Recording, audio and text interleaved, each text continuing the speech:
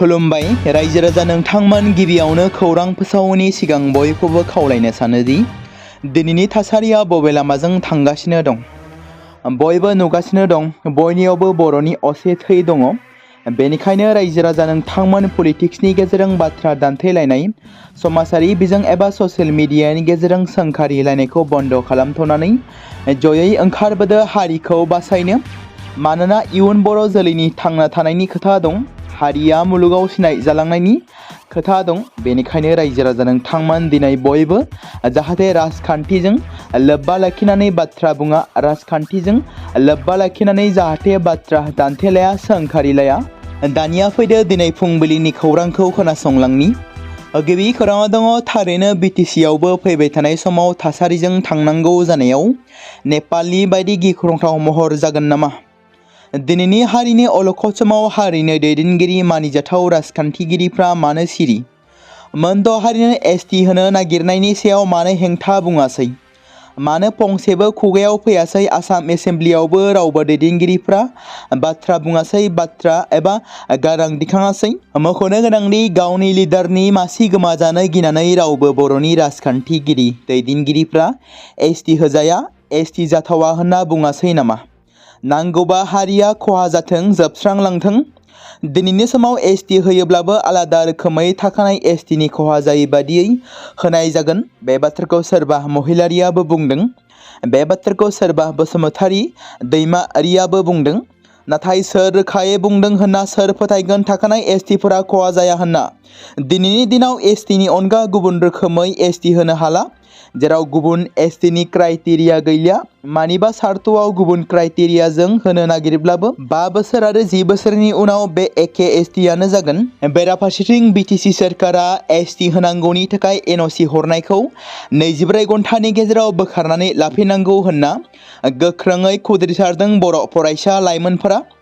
BTC सेक्रेटारियेटआव हाबनानै हेंथा दिन्थिफुंदों। सोरखारनि हेंथायै लुनानै होजानाय बिटिसि सोरखारनि सेक्रेटारियेटआव थानाय सियार, दरजा, ग्लास बुफायनानै गोख्रों रावजों बुंदों, थाबैनो बिटिसिनि चिफ हाग्रामा महिलारिया एनअसि हरनायखौ उइथड्र खालामनानै लानांगौ आरो जुदि लायाब्ला गोख्रों सोमावसारगोननिबो खोथा होयो फरायसाफोरा।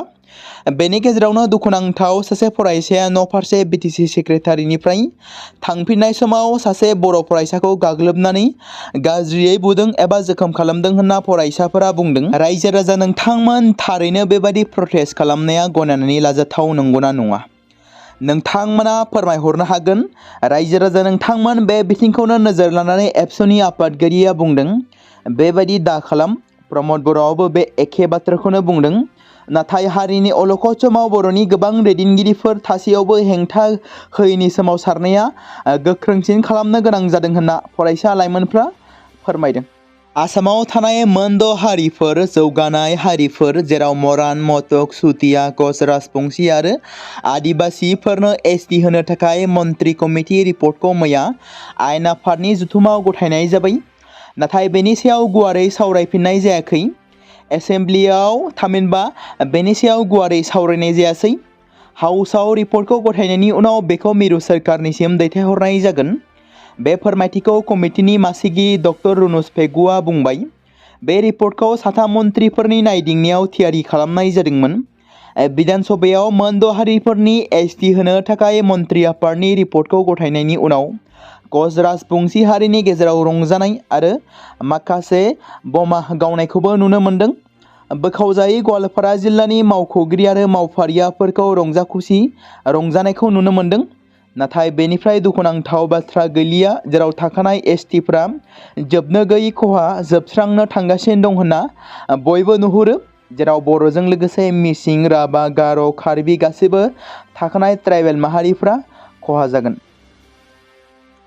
जौगासारनाय आरो गोबां सुबुं अनजिमा थानाय मोनद' हारिफोरनो एसटि होनो नागिरनाय सोरखारनि षड़यन्त्रखौ होबथानांगौब्ला बर'फ्रा बयबो खौसे जाथारनांगोन। बे बाथ्राखौ बुंदों एबसुनि आफादगिरि दिपेन बर'आ। एबसुनि बानजायनायाव बर'नि मोन 29 माहारियारि आरो धोरोमारि आफादफोरखौ लानानै जौगासारनाय आरो गोबां सुबुं अनजिमा थानाय मोनद' हारिफोरखौ एसटि होनो नागिरनाय गेदेरथार जेंनानि सायाव सावरायनाया बरमा दख'रानि एबसुनि मावख'आव मैया जानानै थाङो। दुलाराय बर' फरायसा आफादनि आफादगिरि दिपेन बर'नि बिथांनि मासि लानानै दैदेननाय हाबाफारियाव बर' थुनलाइ आफाद, आबोब, दुलाराय बर' हारिमु आफाद, दुलाराय बर' गुदि फोरोंगिरि गौथुम, बर' डिपार्टमेन्ट टिचार एस'सिएशन, दुलाराय बर' समाज, खौसेथि बर' सुबुं आफाद, BTR प्रिन्सिपाल काउन्सिल, बर' बिमा गौथुम, BPCC, अल आसाम ट्राइबेल संघ, BTR रिजियन ट्राइबेल संघ, बड' सिनि आर्टिस्ट एस'सिएशन, एक्स भलन्टियार फर्स, दुलाराय बाथौ गौथुम, दुलाराय ब्रह्म धोरोम आफाद, गुदि बाथौ आफाद गोथौ आरो गुवारै सावरायलायनायनि गेजेरजों बयनिबो थांखि बायदियै माखासे थांखिफोरखौ खौसेयै आजावनाय जादों। गिबियाव दङ बर'नि मोन 29 माहारियारि आरो धोरोमारि आफादफोरा जौगासारनाय आरो गोबां सुबुं अनजिमा थानाय मोन 6 हारिफोरखौ एसटि होनो नागिरनायखौ जेरैखिजाया होबथानाय। नैथियाव दङ दिनै नुजानाय मोन 29 माहारियारि आरो धोरोमारि आफादफोरा जथायै BTC सोरखारा NOC हरनायखौ उइथड्र खालामफिननांगौनि थाखाय BTAD एबा BTRनि गाहाय मावफुं सोद्रोमा मानगोनां चिफ हाग्रामा महिलारिखौ लोगो हमनानै खावलायगोन। थामथियाव दङ बर'नि मोन 29 माहारियारि आरो धोरोमारि आफादफोरा जथायै साफ्रोमबो बर' आरो ट्राइबेलफोरनि MLA आरो MPफोरखौ लोगो हमनानै सोरखारा ST होनो नागिरनायखौ होबथानो खावलायगोन। गाहाय आयदाफोरानो दिनैनि सावराय जथुमाव एबा लानाय थांखिफोर होननानै दिपेन बर' बिथाङा बुंदों। रासियानि हादोरगिरि व्लादिमिर पुतिना गाहाय मन्त्रि नरेन्द्र मदिनि हांख्रायनायाव भारत फैगासिनो दं। रासियानि हादोरगिरिनि मावख'आव भारत दावबायनायखौ लानानै मोनसे मावख'आरि बिबुंथि फोसावदों। गाहाय मन्थ्रिया पुतिना 4 आरो 5 डिसेम्बर खालाराव भारत दावबायगोन आरो गावनि दावबायनायाव भारत आरो रासियानि हादोरगिरिया गोबां मोननै हादोरारि जथुमफोराव बाहागो लानायनि मिजिं थिदों। मख'नो गोनांदि बेनि सिगां 2021 मायथाइयावबो पुतिना भारत दावबायदोंमोन आरो बे खेबाव पुतिननि दावबायनायाव रैखाथि, फालांगि आरो गोहोनि बिथिङाव गंनै हादोरनि गेजेराव गोबां गोरोबथायाव सागान होनाय नुनो मोनगोन होनना सुलुङाव फोरमायदों। हंकंआव गिख्रंथाव अर खामनायनि जाहोनाव खमैबो सा 70 सुबुंनि जिउ खहा जानायनि उनाव खोला-सोनाब चाइनानि गंसे सोहोर कुनमिंआव रेल जाब्रबथायाव खमैबो सा 11 मावथिफोरा जिउ खोमानो गोनां जादों। बेजों लोगोसे 2 सुबुङा गोब्राबै जोखोम जादों।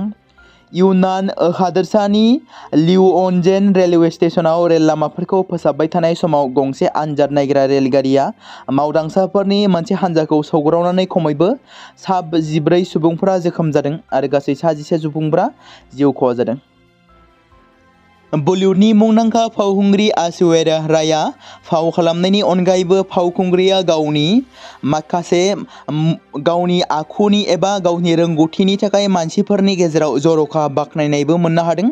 सासे आइजो महरै मोनफ्रोमबो आयदायाव बिथाङा आवाज दिखांबोगासिनो दं।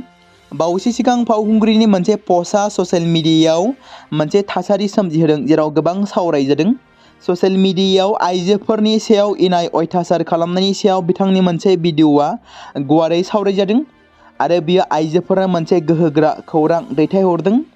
मख'नो गोनांदि माखासे प्रडाक्शनफोरा नांथाबना थानाय मोनसे मुंदांखा कम्पानिनि मोनसे हाबाफारियाव बाहागो लानाय समाव फावखुंग्रिया माखासे बिबुंथि होदों आरो रोखायै बुंदों दि सिरि थानायनि सम नङा, दा बेरेखा रावा बांसिन रोखा जानांगोन। फावखुंग्रिया लामाफोराव उटपिटनिफ्राय गावखौ माबोरै रैखा खालामनो हायो बेनि सायाव मोनसे भिडिअ बानायदोंमोन आरो शेयार खालामदोंमोन दि ऐश्वर्या रायआ बुंनो गोबां सुबुंफोरनि बायदिब्ला जुदि नोंथाङा लामायाव दावराव-दावसि एबा उटपिटजों मोगा-मोगि जायो अब्ला गोजानाव थानाया मोजां, नङाब्ला बियो नोंथांखौ गोबां खैफोदाव खोख्लैनो हागौ। नाथाय बिदि खालामोब्ला जों अननायबो गोहोम खोख्लैनो हागौ। बिनि उल्थायै बियो आइजोफोरखौ बेफोरबादि जाथायनि बेरेखा खालामनो बोसोन होदों। आथिखालाव आसाम सोरखारनि केबिनेटआ मोन 6 हारिनो एसटि मोनथाय होनो थि खालामनायनि बेरेखायै मैया गुवाहाटी मुलुगसोलोंसालिनि गासै ट्राइबेल फरायसाफ्रा लोगो नांनानै सुबुं हानजा सुरनाय आरो खुद्रिसारनाय हाबाफारि लानाय जालाङो। सोरखारा केबिनेटआव लानाय थांखिखौ दिखांनानै लाखिनांगौनि थाखाय खावलायहरनाय जादों। हाबाफारियाव मिरु दुलाराय बर' फरायसा आफादनि थुनलाइयारि नेहाथारि मिनिसोरां ब्रह्मजों लोगोसे कामरुप मेट्रपलिटान जिल्ला एबसुनि आफादगिरि अबिनाश नार्जारि, गाहाय नेहाथारि मुनमुन ब्रह्म आरो मिसिं फरायसा आफादनि आफादगिरिजों लोगोसे USTM AECनि बरुवा कटन मुलुगसोलोंसालिफोरनि फरायसाफोर आरो गोबां गुबुन गुबुन ट्राइबेल सुबुंफ्राबो बाहागो लादोंमोन। मोनद' हारिनो सोरखारा जनजाति खालामनो नागिरनाय थांखिखौ माब्लाबाबो गनायनानै लानो हाया आरो गनाया जिउ होगोन, थैलांगोन, लाइमोनफ्रा अरायबो खुद्रिसारगोन बेनि हेंथायै होनना बाथ्रा दिखाङो। रायजो राजा नोंथांमोन, दिनैनि समाव हारिया अलखदाव गोग्लैनो थांगासिनो। बेबादि समाव गुबुना ST मोनोब्ला BPFआ दायनिगिरि जागोन, लोगोसे UPPLआबो जागोन। मानो होनोब्ला दिनैनि समाव बिथांमोना मानो सिरि जानानै दं? मानो बिथांमोना गारां दिखांनो हायाखै?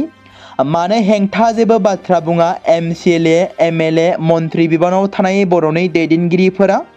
जेराव BTCजों लोगोसे आसाम स्टेट आरो पार्लियामेन्टआवबो मासि लानानै जिरायनानै दं माखासे बर'नि राजखान्थिगिरिफोर। बिथांमोना मानो बबा बायदि जानानै दं? बिदि बबायै सिरि थानायखायनो गुबुना बोलो मोन्दों। नारसिननो थाखाय सेनानै लानो सोरखारजों सावरायदों। नाथाय जोंनि दैदेनगिरिफ्रा बबेथिं? बे समाव NDBनि गायसनगिरि, NDBनि आफादगिरि रन्जन दैमारिनि आंगो बिनानाव अनजालि दैमारिया समाजारि बिजों फेसबुकनि गेजेरजों गावखौ गेबेङै बाथ्राखौ मिथियाजासे बाथ्रा लिरनानै फोसावनायनि सायाव बावैसो सिगां खेंफोरथि होदों। जेराव बर'नि माखासे दैदेनगिरिफ्रा बुंदोंमोन मोनद' हारिनो ST होयोब्लाबो थाखानाय ट्राइबेल माहारिफोरनि खहा जायैबादि होगोन।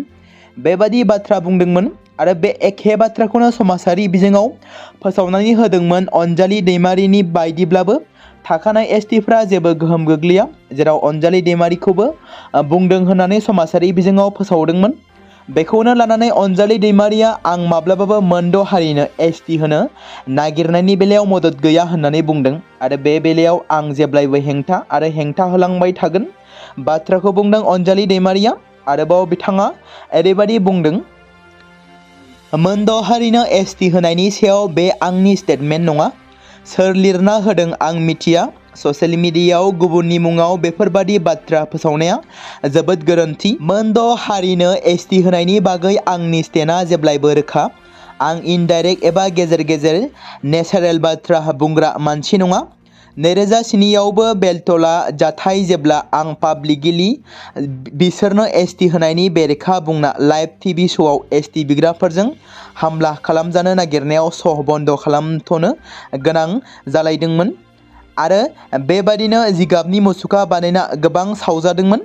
2019आवबो आंनि स्टेन्डखौ सनापुराव सिसिट'वानि रेलियाव आं पाब्लिकलि बुंखादों।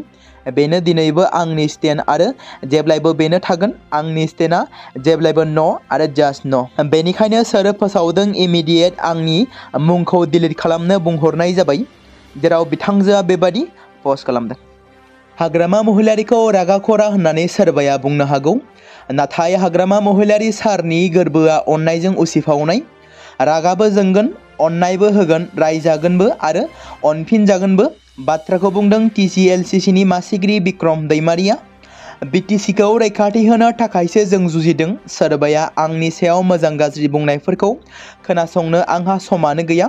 बेफोर बाथ्राखौ बुंदों BPFनि लाइमोन दैदेनगिरि बिक्रम दैमारिया।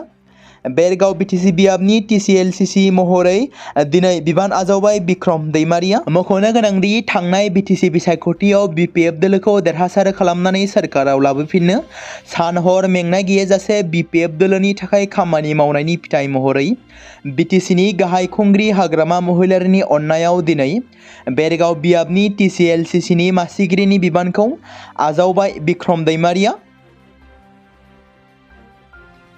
सासे साहसि गोनां हिन्जावसानि सिखाव खावनाय जाथाय।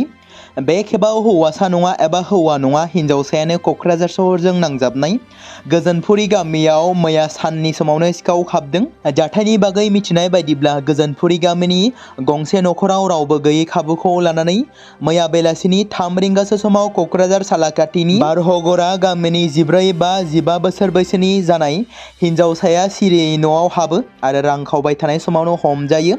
उनाव साखाथि फाखाथिनि सुबुंफोरा हमनानै पुलिसनो गथायनानै होयो। पुलिसा फोरमायथिनाय बायदिब्ला बेनि सिगांबो बे हिन्जावसाया क'क्राझार सहरनि साखाथि गामिफोराव सिखाव खावखांबाय होनना मिथिहोदों।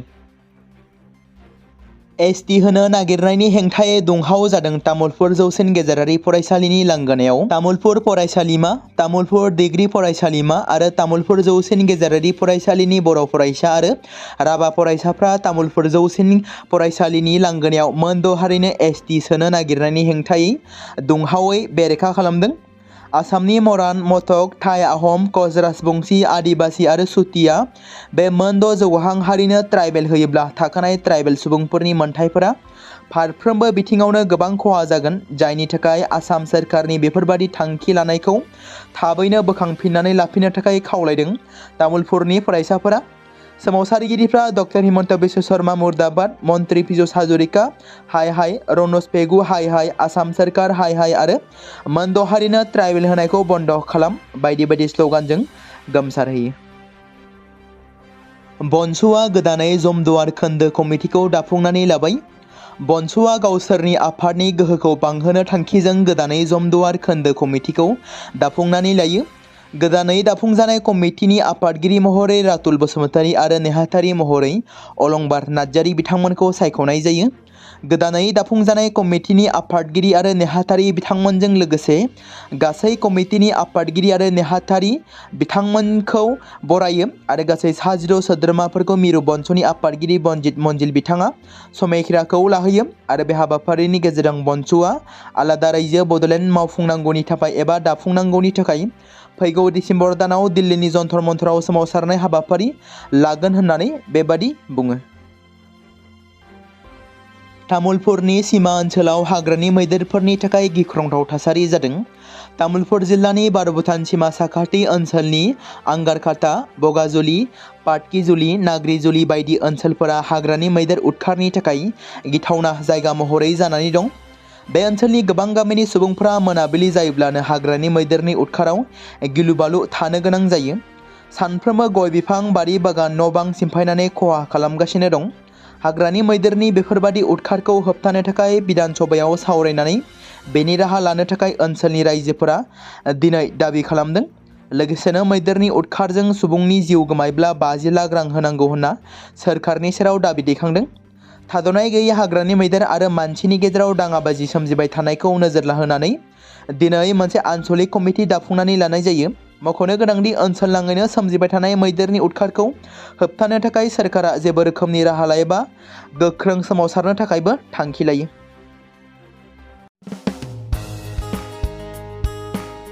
बे समाव मोनसे गोनां फोसावथाय बर' सावथुन नायनानै मोजां मोनग्रा गासै बर' रायजो राजाफोरनि गेजेराव लानानै फैदों मोनसे बर'नि OTT प्लेटफर्म गोनां, जाय प्लेटफर्मनि गेजेरजों नोंथांमोना बर'नि गोदान सावथुनफोरखौ नुनो मोनगोन। थांनाय माखासे बोसोर सिगां बर'नि गेजेराव लानानै फैनाय निउबो एप बायदिनो फिन आरोबाव लानानै फैदों बर' रायजो राजाफोरनि थाखाय। बे बाथ्राखौ मख'नाया गोनांदि 2025 मायथाइनि जानुवारि दानाव ओंखारनाय आंगो स्ट्रीम मुंनि मोनसे OTT प्लेटफर्म गोनां निउबो एपनि गेजेरजों नोंथांमोना गोबांथार बर'नि सावथुनफोर जेरै ट्रेजेडी, रमान्टिक, एक्शन आरो कमेडीजों बुंफबनाय सावथुनफोरखौ नुनो मोनगोन। जेरै सनानि नखर, थांखि गैयै समाज, अनसुला आफा, हिर', बिमा बायदि बाजै, अर, थैसाम, वान्टेड, संदान आरो रं नाम्बार बायदि सावथुनफोरा मख'जाथाव। बेफोर सावथुनफोरखौ नायनो थाखाय नोंथांमोना गिबियावनो आंगो स्ट्रीम एपखौ गाव गावनि मबाइलाव थानाय प्ले स्ट'रनिफ्राय डाउनल'ड खालामनानै लोगोसे इनस्टल खालामनानै गावनि मबाइल नाम्बारजों लगइन खालामनानै लाग्रोनांगोन। बेनि उनाव नोंथांमोना गोबांथार नुनो मोनै सावथुनफोरखौ गुगोल पे, फन पे आरो पेटिएमजों रं नाम्बार सावथुनखौ नायनो थाखाय 60 रां आरो संदान सावथुनखौ नायनो थाखाय 80 रां, वान्टेड सावथुनखौ नायनो थाखाय 60 रां, थैसाम सावथुनखौ नायनो थाखाय 60 रां बेबायदिनो गोबांथार नुनो मोनै सावथुनफोरखौ नायनो थाखाय सुबिदा खालामनानै होदों आंगो स्ट्रीम प्लेटफर्मा। फिन नोंथांमोननि गेजेराव फोरमायबावनो लादों बर' सावथुन नायनानै मोजां मोनग्रा गासै बर' रायजो राजाफोरनि गेजेराव लानानै फैदों मोनसे बर'नि OTT प्लेटफर्म गोनां, जाय प्लेटफर्मनि गेजेरजों नोंथांमोना बर'नि नुनो मोनै सावथुनफोर जेराव गोजाम सावथुनफोरखौ नुनो मोनगोन। बे बाथ्राखौ मख'नाया गोनांदि 2025 मायथाइनि जानुवारि दानाव दिहुनजानाय आंगो स्ट्रीम मुंनि मोनसे OTT प्लेटफर्म गोनां एपनि गेजेरजों नोंथांमोना गोबांथार बर'नि ट्रेजेडी, रमान्टिक, एक्शन आरो कमेडीजों बुंफबनाय सावथुनफोरखौ नुनो मोनगोन। जेरै रं नाम्बार, संदान, वान्टेड, थैसाम, अर, बिमा बायदि बाजै, हिर', अनसुलाफा, थांखि गैयि समाज, सनानि नखर बायदि बायदि सावथुनफ्रा मख'जाथाव। बेफोर सावथुनफोरखौ नायनो थाखाय नोंथांमोना गिबियावनो आंगो स्ट्रिम एपखौ गावनि मबाइलाव थाखानाय प्ले स्ट'रनिफ्राय इनस्टल खालामनानै गावनि मबाइल नाम्बारजों लगइन खालामखांनायनि उनाव नोंथांमोना गोबांथार नुनो मोनै सावथुनफोरखौ गुगोल पे, फन पे आरो पेटिएमजों रं नाम्बार सावथुनखौ नायनो थाखाय 60 रां, संदान सावथुनखौ नायनो थाखाय 80 रां, वान्टेड सावथुनखौ नायनो थाखाय 60 रां, थैसाम सावथुनखौ नायनो थाखाय 60 रां, बेफोरबायदिनो अर सावथुनखौ नायनो थाखाय 60 रां पे खालामनांगोन। बेबायदिनो गोबांथार नुनो मोनै बर' सावथुनफोरखौ नायनो थाखाय सुबिदा खालामनानै होदों आंगो स्ट्रिम प्लेटफर्मआ।